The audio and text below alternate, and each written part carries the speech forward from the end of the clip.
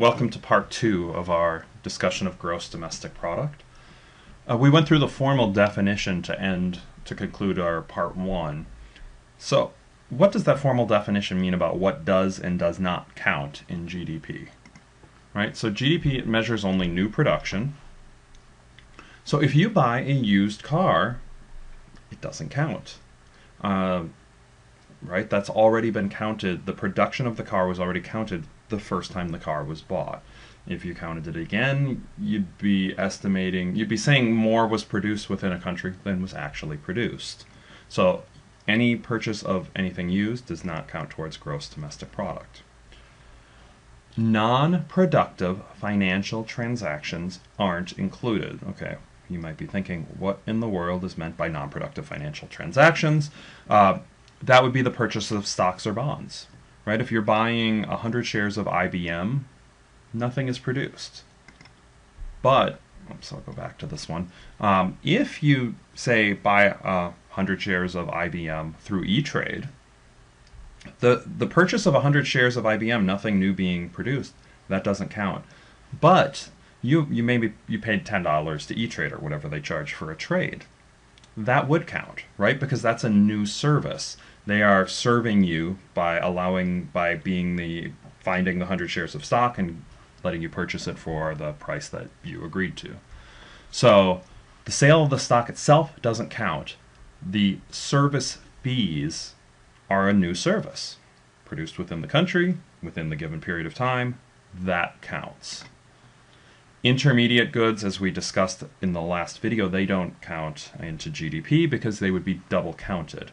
It's the final good that counts. If you counted intermediate goods, you would be counting, for example, the tires of the car twice if you counted first the tires sold to Toyota and then the purchase of a Toyota.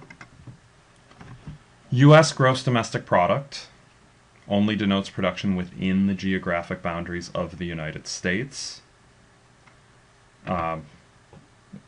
Things have to pass through organized markets as well. So as far as what counts or what doesn't count, any drugs that are sold illegally aren't going to count, right? Anything done illegally or on a black market won't count.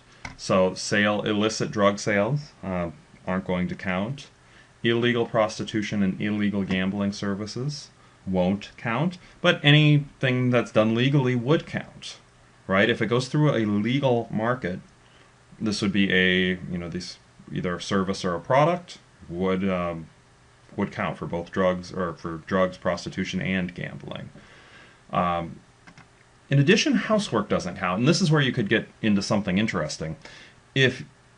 Say there's a few different ways you could put a porch on your house. One way is you just hire contractors. Pay them, say, $8,000 to put a porch on your house.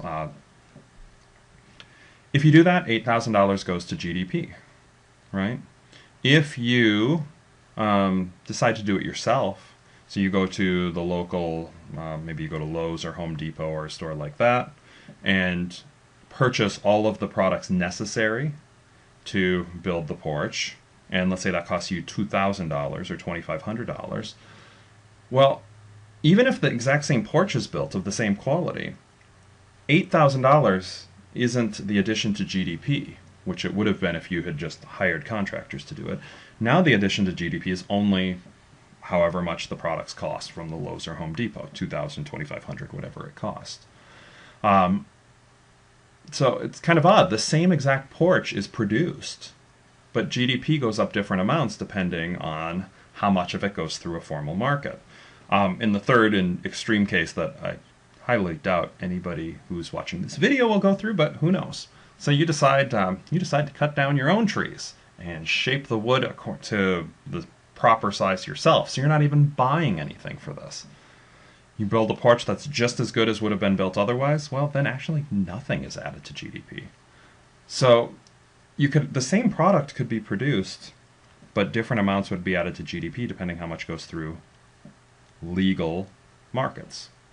So new services, the service activity that people provide adds to GDP, but if you decide to do something yourself, it doesn't add to GDP. So it's kind of an interesting thing with our gross domestic product. You know, it's not perfect. You know, it does a reasonable job of measurement, but it certainly doesn't do a perfect job of measurement. So what are the components of gross domestic product? Well, there are four of them. Consumption, investment, government purchases, and net exports. Those four together will add up to be our gross domestic product, which is denoted in this equation by Y. Consumption is total spending by households on goods and services. Couple notes here. Renters' consumption would include rent payments. As we say for homeowners, consumption includes the imputed rental value of the house. It's not something you're going to be tested on. Not the purchase price or mortgage payments, but what goes towards the rental value. Investment spending is spending on goods that will be used to produce more goods.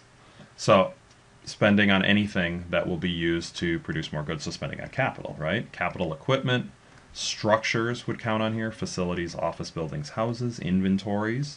So goods that are produced but not yet sold would count as the investment category. And one thing to note, often when we hear investment, we'll think of stocks and bonds because finance industry will talk about investments in that way. In economics class, we do not mean financial assets. So in this class, when you hear investment, don't think purchasing stocks and bonds. That's just not what this is. Investment spending in economics class specifically refers to total spending that's used to produce more goods in the future.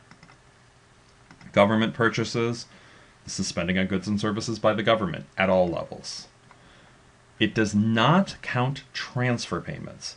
So Social Security payments, it's just seizing money from one group of people and giving it to somebody else. So nothing new is produced with that, right? Same with unemployment insurance, right? If you work, you're taxed, and that goes to people who are unemployed. Those are just transferring money from one person to another. Nothing new is produced, does not count towards gross domestic product. Final one is net exports, which is exports minus imports. Exports represent foreign spending on the economy's goods and services. Imports are the portions of consumption, investment, and government spending that's spent on items made in foreign countries.